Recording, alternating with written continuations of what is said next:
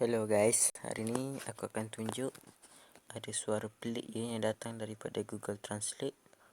Aku pun tak tahu apa benda tu. Jom kita tengok.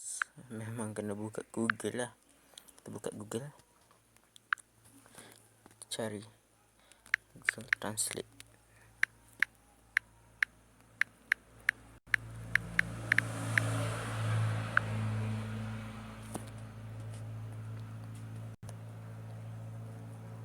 First, kita akan cuba bahasa Indon dulu. Kita tukar Korea ni kepada Indon.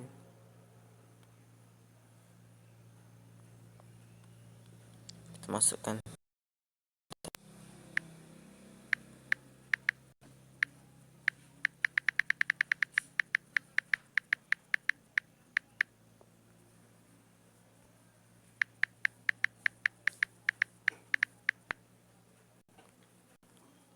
cuba buat bunyi.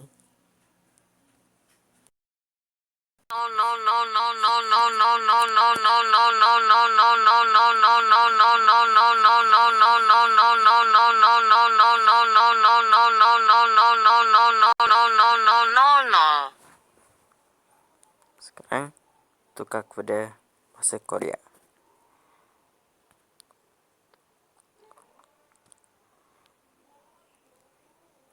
Cuba buat bunyi.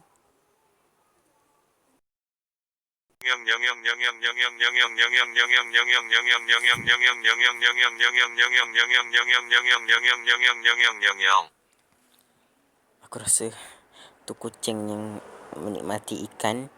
Yum yum yum yum yum katanya. Okay guys, itu dulu untuk kali ini.